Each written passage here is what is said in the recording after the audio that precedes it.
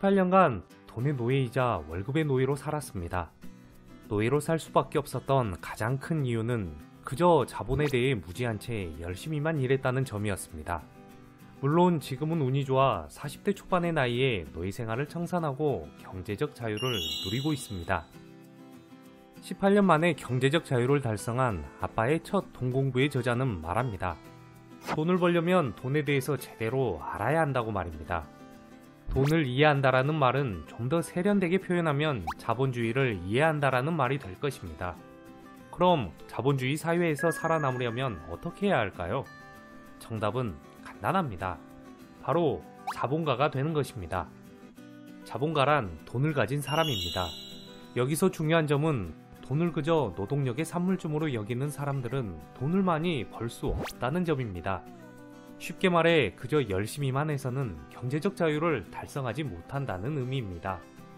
예컨대 나라는 노동력을 제공할 수 있는 사람은 나 하나뿐입니다. 이 노동력은 언젠가는 낡고 쓸모없어지게 되죠. 하지만 돈을 가진 자본가는 다릅니다. 자본은 24시간 쉬지 않고 일을 할 수 있으며 지치지도 멈추지도 쓸모없어지지도 않습니다. 오늘은 월급 노예에서 벗어나 경제적 자유를 달성하는 5가지 비법을 소개합니다. 1. 가난한 사람일수록 보험은 꼭 든다. 생명보험이나 손해보험은 나빠질 미래에 투자하는 행위입니다. 반면 부동산, 주식 등은 좋아질 미래에 대한 투자 행위라고도 할 수 있습니다. 우리가 미래에 일어나지 않을 수도 있는 위험에 대비해 보험에 가입하듯 일어나지 않을 수도 있는 수익을 기대하며 사용하는 비용이 투자입니다. 보험은 수익이 생기더라도 동시에 나쁜 일이 생긴 것이기에 슬픈 일이 되고 말지만 투자에서 수익이 발생할 경우에는 좋은 일이기에 기쁘기만 할 것입니다. 이것이 바로 당신이 보험 대신 투자에 더 적극적이어야 하는 이유 중 하나입니다. 당신은 좋아질 미래에 투자하고 있습니까? 아니면 나빠질 미래에 투자하고 있습니까? 2. 맥도날드 레이크록처럼 생각하기.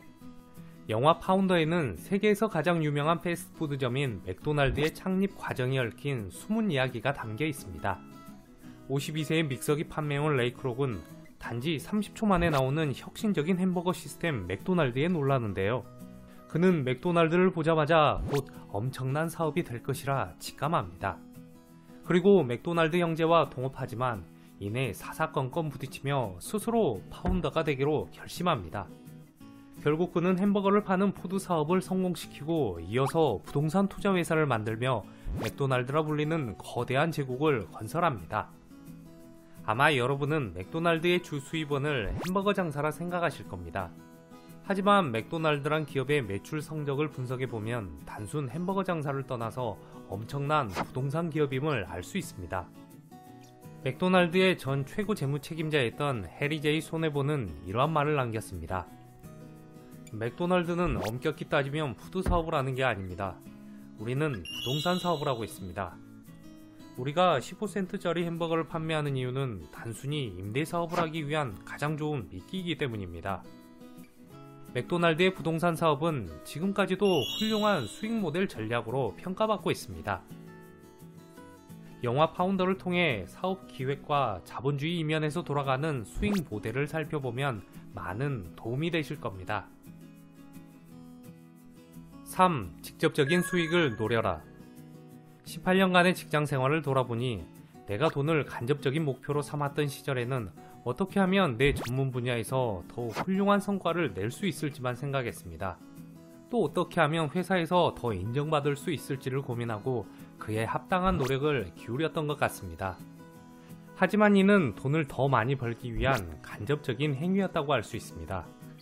저축이나 투자처럼 실제 돈을 더 많이 버는 데 필요한 직접적인 노력은 등한시하고 먼 길을 돌아서 또 수박의 겉만 앓는 소극적이고 간접적인 노력만을 하며 살았던 것입니다. 배가 고프면 바로 먹어야 합니다. 돈을 얻으려면 바로 돈이 들어오는 직접적인 구조를 만들어야만 합니다. 4. 슬기로운 현금 사용법. 수많은 경제학자가 인플레이션은 자본주의 사회에서 필수 불가결한 흐름이자 방향이라고 말합니다.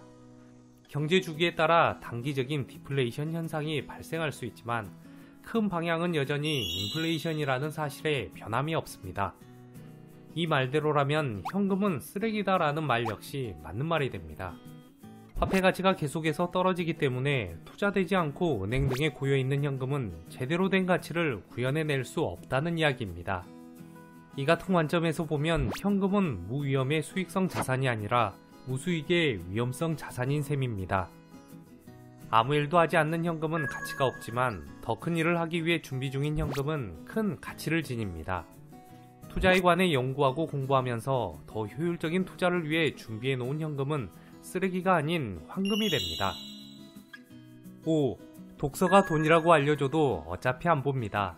그래도 책과 신문 속에 부가 있다고 했던 워렌 버핏의 말의 진정한 의미를 나는 도서관에서 만난 수많은 부자의 조언을 토대로 경제적 자유를 얻고 난 뒤에야 깨달았습니다. 영어를 잘하는 사람에게 영어를 배우고 수영을 잘하는 사람에게 수영을 배우는 것은 당연하다고 생각하면서 어째서 사람들은 자수성가형 부자들에게서 돈 버는 방법을 배울 생각은 좀처럼 하지 않는 걸까요? 수학의 공식이 있듯 성공 투자에도 공식이 있으며 자전거를 배우듯 돈 버는 방법도 배울 수 있습니다. 경제적 자유를 얻고 싶다면 도서관과 친해져야 합니다. 독서가 돈이라고 알려줘도 대부분의 사람들은 책을 읽지 않습니다. 이것만은 기억해 주세요. 대부분의 부자는 그들의 선배 부자들의 조언, 즉 책을 통해 부자가 되는 방법을 습득했다는 사실을 말입니다. 감사합니다. 부골님이었습니다.